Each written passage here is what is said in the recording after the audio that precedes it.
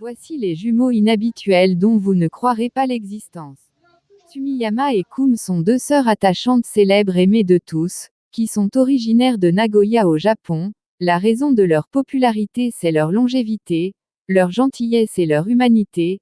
Elles sont nées le 1er août 1892 et elles ont vécu au-delà de 100 ans. Elles sont restées proches toute leur vie et ont laissé une descendance nombreuse.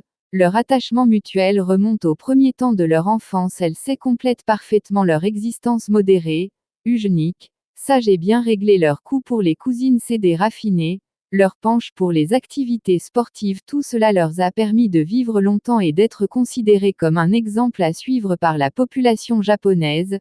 Lorsqu'elles franchirent un siècle de vie, le gouverneur de la région leur a personnellement félicitées.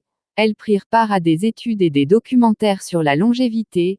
Elles ont toutes les deux porté l'art de bien vivre jusqu'à sa plus haute limite, bien qu'on fût tenté de le croire, mais elles n'étaient pas immortelles. Les deux mourent à 107 ans à 2000 d'une insuffisance cardiaque et la cadette la rejoint dans l'autre monde un an plus tard. Non, celle-ci ne souffrait d'aucune maladie, elle est morte seulement d'avoir trop vécu en paix au milieu d'un sommeil. Tout le monde au Japon se souvient encore de ces deux respectables femmes et leurs nombreuses vies, et le pays tout entier leurs honore et leurs révère. L'hôpital Suma à Crano City, situé à l'Ohio aux États-Unis, a été le théâtre d'un événement heureux et parfaitement improbable. C'est l'histoire de deux jumelles américaines, Annie et Ashley. Elles avaient 19 ans chacune, vivaient de son côté une relation amoureuse et le hasard avait fait que toutes les deux étaient enceintes durant la même année. Cependant l'une devait accoucher quelques mois plus tôt que l'autre.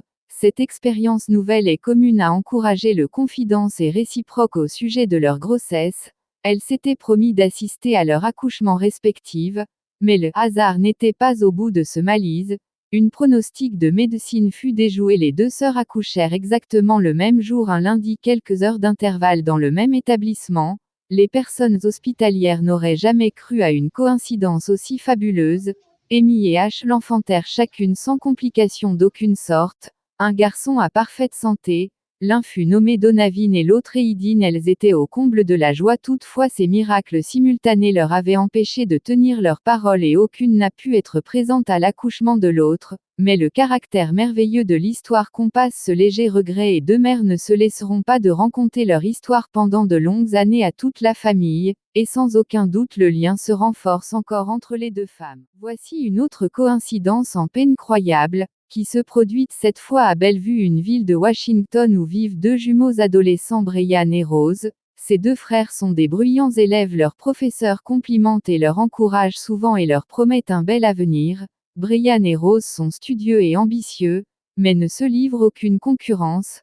Ils ne se jalousient pas, leur attente est parfaite quoi qu'il leur coûte. Les activités sont différentes. Avant de s'orienter vers une université, ils avaient décidé de passer le test ICIT, dont la note maximale est 36, vous le savez peut-être, mais il s'agit d'un test standardisé que les candidats effectuent pour augmenter leurs chances d'admission dans les universités. Comme Brian et Rose étaient excellents élèves, ils visaient une très excellente note, leur souhait fut largement comblé.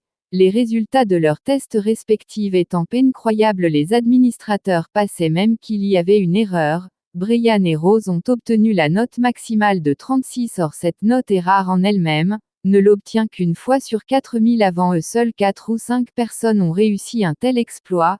Quelles étaient les probabilités que deux étudiants vivant sous le même toit atteignent le score maximal d'une telle épreuve? En plus du caractère anecdotique du double résultat, les deux frères se voient avantagés dans leur choix d'avenir. Et par le droit et Rose par la médecine, leurs études futures vont leur désunir, et ça ne sera pas une expérience de vie facile pour eux. Au moins ils iront au bout de leurs inspirations et garderont toujours le lien d'affection profonde.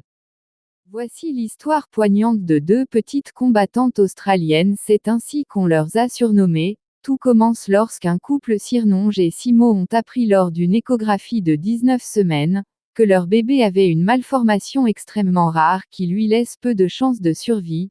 Le bébé de sexe féminin est atteint de diprosopus, une pathologie congénitale où les parties du visage sont dupliquées. Ce malheureux fait que Rénéonge était enceinte de jumelles qui n'avaient qu'un seul cerveau relié par la base. Ce fut d'une immense douleur pour les parents, mais le choc passé, ils prirent un parti courageux, celui d'aimer leur enfant malade. Ce cruel handicap et même si celle-ci avait une expérience de vie presque nulle, un accouchement prématuré et il se fut par césarienne en urgence, les parents virent à fin leur jumelle adorable et malheureuse, qui nommèrent avec pertinence touchante Hob and Fife. Elles furent même en soins intensifs et les médecins furent d'abord rassurés et enthousiastes. Deux jumelles se portent bien mieux qu'on pouvait l'espérer, leur rythme cardiaque annonce bien beaucoup de vitalité. Hob and Fife, malgré la faiblesse de leur état, luttent contre un mal qui pouvait les emporter d'un instant à l'autre. Les parents de leur côté étaient préparés au pur et ils essaient de profiter de peu de moments qui leur restaient à passer avec leur fille malade. Chaque respiration, chaque palpitation de cœur prolongeait leur joie. Malheureusement, Hob and Fife succombèrent à la maladie quelques semaines après leur naissance. La mère Rénéonge déclarait qu'elle était fière d'avoir accouché ces deux petites anges qu'elle portera toujours dans son cœur.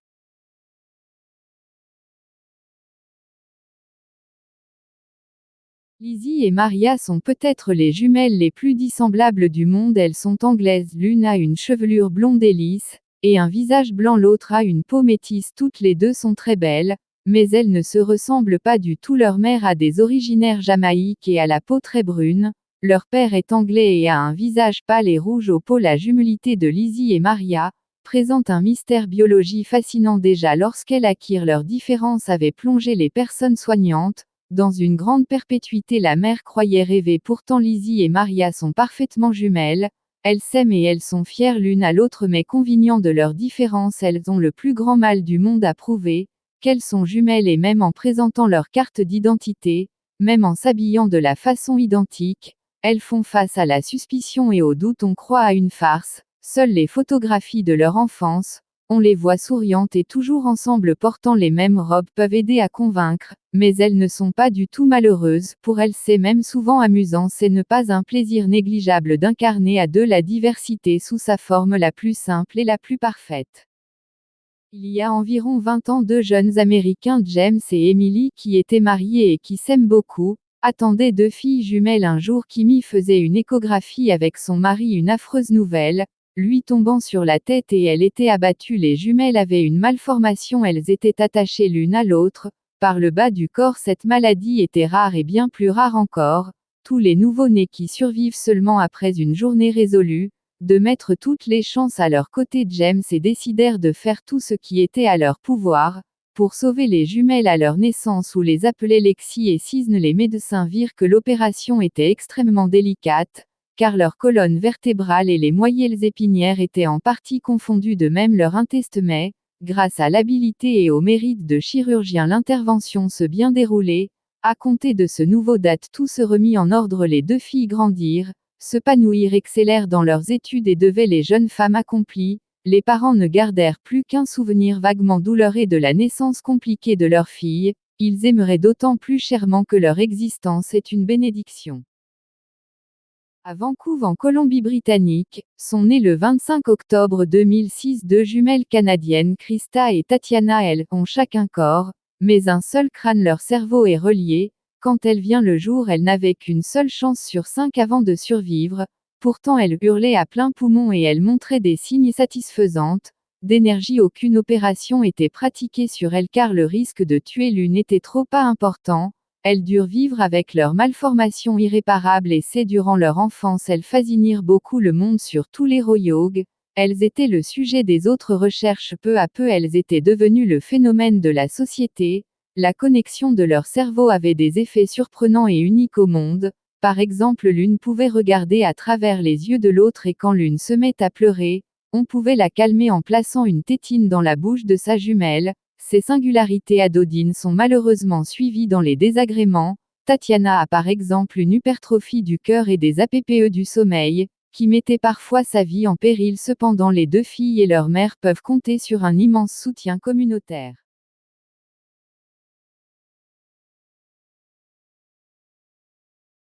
Jansson est l'un des enfants les plus malchanceux du monde. Il souffre d'une maladie qui ne touche qu'une trentaine de personnes. Au sein de la population mondiale, il est aux États-Unis avec deux visages, une ouverture qui dévoile son nez. De plus, il souffre d'une retard et de crises épileptiques. Son expérience de vie était presque nulle, mais aussi chétif qu'il est peut-être, il bataillant avec l'aide de ses parents pour survivre.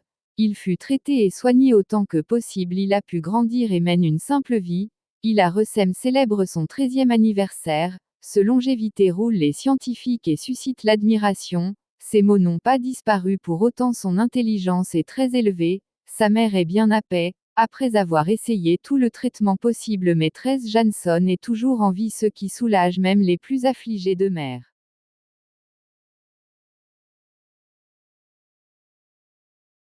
Connaissez-vous l'histoire de deux frères Shivanath et Shivram? Ils sont d'origine indienne, et ont moins de 10 ans depuis la naissance de ces deux jumeaux inquiètent et impressionnent, à la fois leur entourage quand ils ont atteint l'âge qui commence à être pleinement conscients de leur grave infirmité, ils ne furent ni malheureux ni angoissés ils décidèrent d'accepter leur sort, et de vivre tous deux en harmonie, et de mener autant que possible l'existence simple et de joie des autres enfants. Ce ne fut pas facile du tout.